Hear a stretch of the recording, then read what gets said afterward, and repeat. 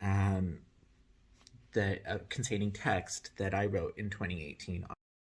It's an image that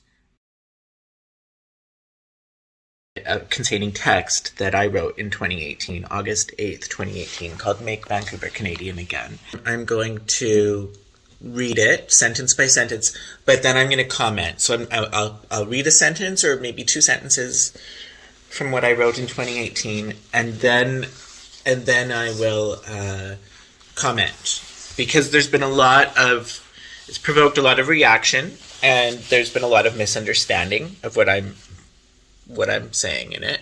So let me just try to explain more of what I had in mind when I was writing this. Okay, so it's called Make Vancouver Canadian Again.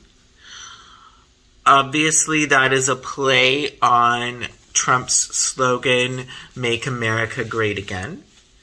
I wrote this in the summer of 2018,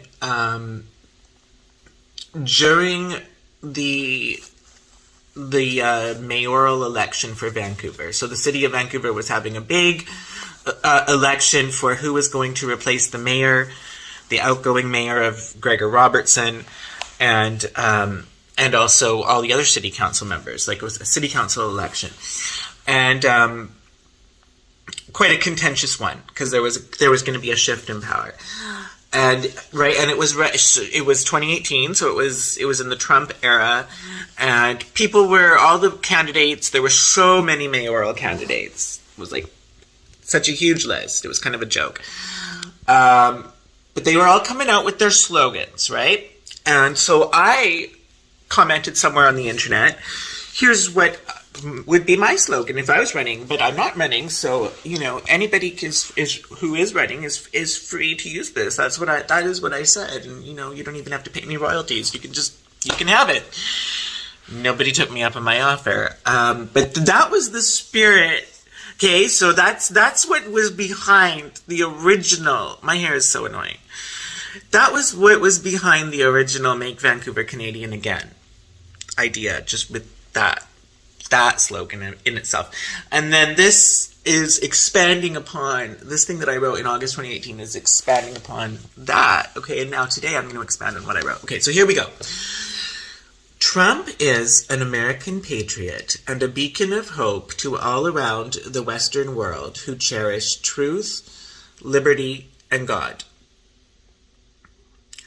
I am a Canadian whose ancestors go back 400 years in Canada and the USA, and who is a direct descendant of Samuel Purdy of the Purdy House in White Plains, New York, and the Planters. Okay, so let me expand on that.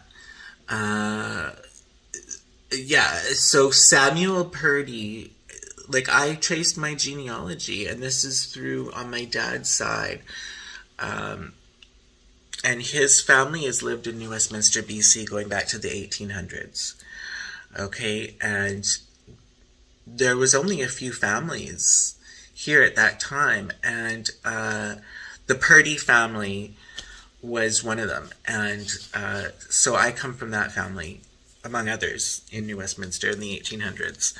And the Canadian ones, the ones in Vancouver, in New Westminster, would come from this guy, Captain Reuben Purdy, and I believe he came to New West, BC, Canada, via California. But then his ancestors, I've traced his ancestry back, all the way back to this guy, Samuel Purdy, whose house in White Plains, New York, during the American Revolution, okay, was used as George Washington used it as the headquarters for the American Revolution. For a time. That's what it says on Wikipedia. And it's a tourist site. I've never been there. I've never been to New York. But I've looked about it on the internet when I found out that I have this ancestral connection. And so that was one of my great-great-great-grandfather's houses, and it was used as the headquarters for the American Revolution. So it just goes to show that I have American revolutionary blood flowing through my veins. Okay? And, yeah. And I guess also I wanted to say it. I guess it's also an example of how lots of the people who come from New Westminster. Okay, so this is something you have to understand. Vancouver. There's not very many people who are from Vancouver. Period. Like who from a long time back, who for many generations. Most people are quite relative newcomers, either immigrants themselves or first generation, second generation. Whereas I'm like sixth generation, which is unusual. But the thing is, there was in the old days, like back in the 1800s, there was Vancouver and there was New Westminster, and they were two separate cities. And New Westminster was bigger, and it was actually the capital for a while of the province. And New Westminster was more working class and more American. So there were a lot of Americans who settled in New Westminster at that time. And generally they would have been coming this way following the gold rush from California. Okay, and that would have been the case with my ancestor, Reuben Purdy. So just a little bit of background. Okay, so people think, and I guess just that would be important as to, like, because people think there's such a huge difference between Canadians and Americans, but really, like, when I talk about my American cousins, like, I'm not just using that as just throwing that term around. Like, it literally is true. Like, I must have distant cousins all across the United States. And, okay, whereas historically, so that's New Westminster, had more of an American past, and Vancouver, the city of Vancouver, had more of an upper class British past, okay? So that is just, there's this historic distinction, and it's carried all the way through, even to now. There's like, I mean, there's a huge... I'm going to get into completely off topic when I start talking about that. But it informs urban geography and urban politics in Metro Vancouver to this day. This split between Vancouver and, like, New Westminster, also throwing into that Surrey and, like, the edge suburbs. Okay. I don't want to get off topic. Let me get back to my Make Vancouver Canadian Again. Okay, so just, yeah, and also the planters. So I have ancestors of the planters. Those were, like, basically pilgrims. I have ancestors from all over Canada, including French from Quebec, Irish from Ontario, and Ukrainian from Manitoba. My grandfather fought in World War II, the big one, as Archie Bunker would say. And I was mocked online for saying that. Like, when I first posted this on Twitter, I remember that was one of the things that people attacked. Like, oh, you're quoting Archie Bunker unironically. Okay, yeah, well, Archie Bunker is a big figure of pop culture, and I'm just talking about, and I was referencing him as a symbol of the white working class. Okay.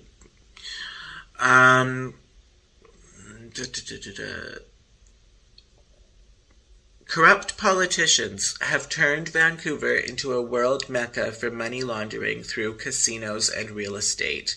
The money never stops pouring in from China, inflating real estate far beyond what local people can afford. Absolutely, right? Absolutely proven. That's the reason why there's a public inquiry going on into this in BC right now. And that public inquiry has come about because of the political raising this issue, okay? It was something that you couldn't even talk about. It took a long time before they got to a public inquiry stage. You couldn't even talk about it for many years due to political correctness. And that's harmed people with the housing crisis. And notice, for anyone who would say that I'm being racist by making this point with China, notice where I locate, like I locate the responsibility in my statement is with the politicians. I said, Corrupt politicians have turned Vancouver into a world mecca for money laundering through real estate and casinos. Right. So ultimately the blame would lie with Canadian politicians. So if there's people internationally taking advantage of that situation, I mean, that's not good, but the blame is with our leaders, okay? So I'm not being racist by saying that. Now, Canadians may not have the same constitutional rights as Americans, but we do enjoy the same culture of liberty and freedom of speech and respect for common law and tradition, or at least we used to enjoy it before it came under attack from globalism and political correctness. I descend from the pilgrims and settlers and explorers who built the USA and Canada, beacons of freedom and prosperity in the Western tradition. Right. And there's people who say that I should be ashamed of that. And why should I be? Why should I be ashamed of my ancestors? Okay. And Canada and the USA truly are beacons of freedom and prosperity in the Western tradition.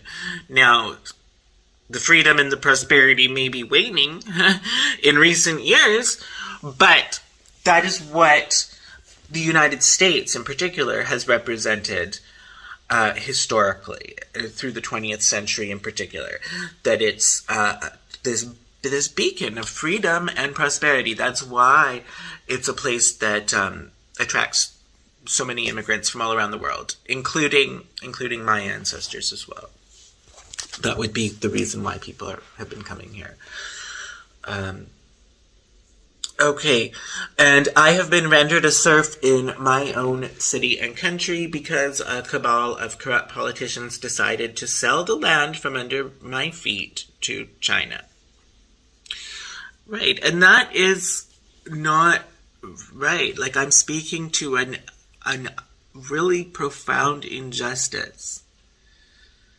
And it's not just about me. I'm just an example. I mean, this would have been happening to everyone. Like I said, inflating real estate beyond what local people can afford. So that's basically all local people. Not just me. I'm just speaking about myself because I'm not going to be sharing another person's business without getting a signed consent research form or something. You know, like, I'm giving my anecdotal qualitative experience because that's what I can draw upon. But there are many people who have been harmed by the housing crisis in British Columbia. And the international aspect from foreign investment, from China in particular, other countries as well, is only one dimension of it. Okay, there are other factors that go into that as well that make housing so unaffordable in Vancouver. That's not the only one. So just to say that out of fairness, but I am talking about that, but that doesn't mean that I think that that's the only causal factor. There's many factors, like interest rates. Okay, so going on. And when I tried to speak out about it, they said I was acting entitled. That's in quotations. Literally, that was the wording. I was entitled and racist. And the land never belonged to me in the first place because it is the unceded territory of Salish First Nations who traditionally occupied these lands. Okay, this is what was going on the internet for years when I was trying to raise these issues. I would be called entitled. What makes you think that you would be so entitled to be able to own a home or even just rent a home or be able to live in your city where you work and where you lived your whole life and where your family's from? Why should you feel so entitled to that? Well, I think everyone should be entitled. Like, I'm not saying I'm entitled to a mansion or some glorious grand place, but yeah, I think everyone should be entitled to have a roof over their head, in particular when you're working and you do have an income and you could be working your butt off, which I have for most of my life. So, you know, and so yeah, I guess I am entitled, but shouldn't I be? And, and, you know, and also to the left, people think that I'm always coming from the right wing these days, like I'm this huge Trump supporter. That would have been, being called entitled would have been something that right wing conservatives would have been saying. Like, a lot of this stuff with the housing crisis and was justified by the right wing. Just so you know, like I was fighting the right wing.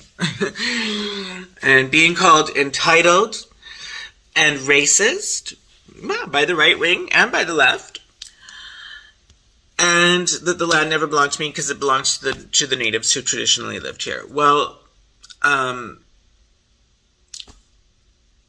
so shouldn't I, like, I'm acknowledging in that sentence right there that the land, that it is the unceded land of the Salish First Nations. So I'm not disputing that when I'm writing this. I'm just saying, yeah, that's the situation. Okay, so where does that leave someone like me? Shouldn't I have a place to belong as well?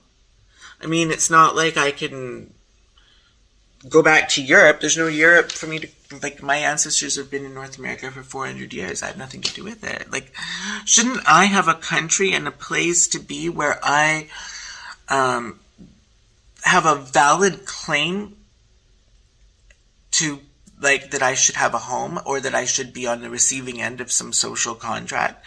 Shouldn't I, like, that's the point that I'm trying to make with that. I'm not trying to take away from Native people, okay? I'm acknowledging that the Salish First Nations, that this is their unceded territory. I'm acknowledging that when I'm saying that.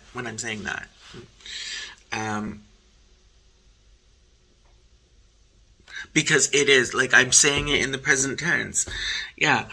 Said I was acting entitled and racist and the land never belonged to me in the first place because it is the unceded territory of Salish First Nations who traditionally occupied these lands. Okay. They said I had no right to country or home. Right? That's the point I'm making, and it's a profound point. They brought in loads of immigrants from all around the world, many from countries that hate each other and continue their battles here in Canada. So, I'm not making a statement against immigrants when I'm saying this, okay? That is the truth, is that when you, there are many people in different parts of this world who don't get along. And when your country is open up to such huge numbers of immigration as Canada is, like 400,000, huge numbers. Canada takes in per capita the highest numbers of immigration, I believe, in the world. If it's not the highest, it's certainly up there. And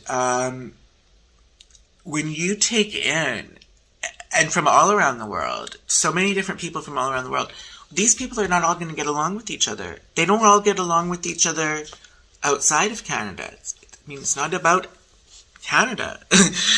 So that can continue here in Canada. And indeed it has. There's been many examples. The point of this video is not to go into that. I could make a separate video about that. But that's what I'm talking about with that. So, but that doesn't mean to say, because some people read this and think that I'm against immigration or that I'm against immigrants. No, I'm not. I'm against it being at such a huge level as it is. And I think there needs to be consideration for the local people and the impacts. So I'm against the approach that's been taken. But that doesn't mean that I am against immigration outright, or that I would have a problem with immigrant people. Absolutely not. Like, I don't have a problem with any people. I'm nice to all people. Okay, like, I'm surrounded by immigrants all the time. So if I was gonna have a problem with immigrants, like, that would be it wouldn't be possible. And my own family. My grandmother is an immigrant from Scotland. So, it's not about being against immigrants per se. It's about getting the policy right and getting the numbers right and being considerate of the impacts on the local population. All right, continuing on. The youngest child in my family is the only white kid in the class and doesn't understand why he can't wear a turban like all the other boys in class. That is true. And I'm trying to speak to a situation. People have a hard time with this one too. And I believe this kid and the kids in this school situation, they've worked it out. So the kids have worked it out. A situation that adults can't even handle talking about. But the kids have been left on their own to work it out. And I guess that struck a chord with me because I know something about what that is like. I have firsthand experience with that. Something like that. Not quite like that. Myself growing up. I wasn't the only white kid in the class, but I would have been one of the only, I guess I was a minority. And I think among the boys, I remember most of the time I would have been one of maybe two white boys. Everybody else was Chinese from Hong Kong. So there were no turbans. It's not quite the same thing. Okay, but I understand something about what that is like, and there's an aspect to do with gender and being a boy, right? So to be a boy, part of being a boy in Sikh culture, part of being a man, part of being masculine is to wear a turban. And so if that's your cultural environment, but you cannot wear a turban because of your race, and that's because that's not your culture, that's not your religion, even though that's the predominant environment that you may be in. Well, that's going to make that kid to really feel left out, excluded, and question about his gender, about well, am I really a real boy, a real man? That's the point that I'm driving at there. And the fact that the kids have to deal with it all on their own, and the adults can't even, besides me, can't even handle talking about it or even acknowledging that this is going on. Wow.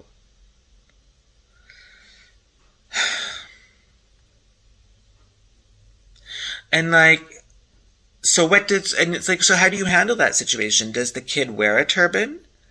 Because then he's going to be criticized for cultural appropriation. And a turban, truly, especially when worn by Sikhs, is a religious thing. So if you're not from that religion, I don't know. I'm not going to take a stand on that and say you can't wear a turban, but it's not obvious to me that is the answer. I'm just raising the question. What is the answer? Okay, can we talk about this? I don't, that's kind of where I'm going with this. Can we, talk about it to try to figure out maybe what the answer should be? Okay. So I supported Trump because he is the last chance for the West to push back against this evil globalism. Yeah. Trump will let you at least talk about it. Or he'll go there, So that's the thing, is we need space to talk about these issues. And political correctness is so stifling that you can't talk about it, you can't resolve it, you can't. And that is why I support Maxime Bernier in his courageous stand against the corrupt leader of the Conservative Party of Canada, Andrew Scheer, who is a self-described feminist beholden to the dairy industry in Quebec. MAGA, MCGA, MVCA. So this was written in 2018 in a political context. This was written when Maxime Bernier was deciding whether or not to separate from the Conservative Party and create his own new party, which eventually he did do. He did do around that time, and then it was called the People's Party of Canada. And I was encouraging Maxime Bernier to do that. And so that was the context that I was writing that in. And to clarify, yeah, so Andrew Scheer, a self-described feminist beholden to the dairy industry in Quebec. I don't necessarily think it's bad to be a feminist. I've sometimes called myself a feminist in the past. I'm not running to be the leader of I'm not the leader of the Conservative Party. There's a difference. Canada doesn't want a feminist to be the leader of the Conservative Party. They want a conservative. That's the point. Okay? So that's not necessarily, I have a big criticism of feminism, but I'm not saying that feminism outright, completely across the board, is wrong. Because I've borrowed from feminist ideology in my thesis. No, it's I could be a feminist according to some understandings of that word. So I'm not saying it's necessarily a bad thing to be a feminist, but I'm just saying, the whole thing, I don't even think Andrew Scheer is a feminist. It's just he has to call himself that because he wants to check the box of virtue signaling. And that's the point. It's fake. And that's not what Canada needs in our political leaders. So that was the point that I was making there. And that's the reason why I was supporting Maxime Bernier at that time. Okay? This was written in 2018. And it was written in a political context. Obviously, times have changed. I'm not even so much of a big gung-ho Trump supporter anymore because he's really disappointed in many ways. So, although I'm still sympathetic to the MAGA movement, the people in it broadly speaking, I'm not really out campaigning for Trump. Okay? But I did at the time, and I'm unrepentant of it, and I think that people should be allowed to wear MAGA hats without being attacked. I was appalled at the violence that I saw coming from the left at that time, and I've always been somebody who's walked away from violence, do not stand for violence at all, and so anytime a situation goes violent, I'm out of there. And that was a pushing factor for me to walk away from the left. Because before all this, I was supporting the NDP and leftist parties my whole life. Okay? So, that's the situation. And everything I'm writing in that thing, Make Vancouver Canadian Again, is true. And I'm talking about Make It Canadian Again also in case sometimes people think I mean Make It White Again. That's not what I'm saying, because it was never an all-white city. There's always been Chinese people living in Vancouver and New Westminster since the 1800s, when my ancestors were here, and Native people. Okay, so why would I be thinking to make it white again? That wouldn't even make sense because it was never an all-white city. And if you're thinking that by me saying Make Vancouver Canadian Again means that I'm saying make it white again, that means that you think that being Canadian is equated to being white. That's not what I'm saying. Okay? I'm talking about Canadian in the sense of culture, of a Western liberal, in the classical sense of the word, a Western classical liberal culture. That's what I mean by Canadian. Okay, so freedom of speech would be a huge core Canadian value. I'm talking about Canadian values. And I'm also talking about, there's a subtext to this because I'm talking also about the foreign ownership from Chinese investors of the real estate. So literally owned by Canadians. Okay, because when your city, so much of your city is owned by people on the other side of the planet, just as an investment, well, that we've seen how that really creates a devastating situation for people living here of all races, in terms of housing. So, and when I wrote this, I believed that, like, it's not just housing, it was also commercial real estate. So, Anbang Insurance, which is the state-owned insurance company of China, owned by the Chinese Communist Party in Beijing, owned the Bentall Towers in Vancouver, which would be the main office towers in Vancouver. They essentially owned the downtown business district in Vancouver when I wrote this. The government of China did. So, yeah, Make Vancouver Canadian Again, in terms of its culture and values, and literally in terms of who is owning it. That is what I mean by that. It's not about being racist or to say that it should be an all-white city or make it white again. That's not what I was saying. It wouldn't make sense to say that because it was never an all-white city. Okay? And so that's it. And I don't deserve the absolute hate and pushback that I have received. I don't deserve, well, pushback is one thing, but I don't deserve the hate and intolerance and discrimination and censorship that I have experienced as a large part of writing this. This has been a large part of it. So that's my little explanation. Not so little. This is 32 minutes. I better wrap this up. I'm starting to get hungry now. That's my explanation of what the thinking process was behind when I wrote Make Vancouver Canadian Again in 2018. All right. Peace out, everyone. Have a good day. I just want to add, this is me talking now, Tommy again, talking on March 28th, 2025. I just want to add, I still stand by everything I wrote in my Make Vancouver Canadian Again meme.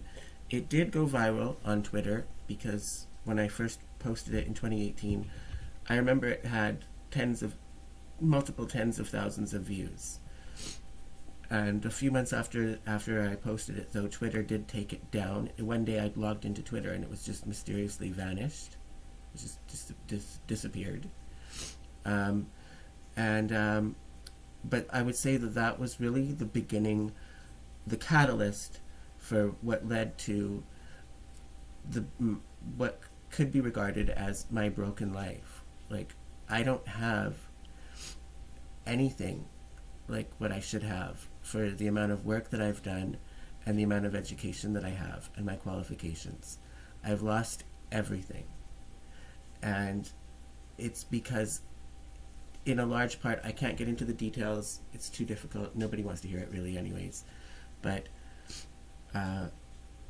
it's been fallout from writing that meme. That one meme has really had the people's reactions to it has had a really negative impact on my life. But I still would write it. I mean, if I had to do it over again, I would still do it over again. I do believe in free speech, and I'm not an American. I don't have a constitutional right to free speech, but I still assert my free speech, and I would take the negative consequences if I have to stand up for what I believe in, and I believe in everything I wrote there. And it's going to lead to my death, and I guess I'm going to die on my words. And at least I know that I have my integrity and my, so I go down as a hero, really. And it's shameful.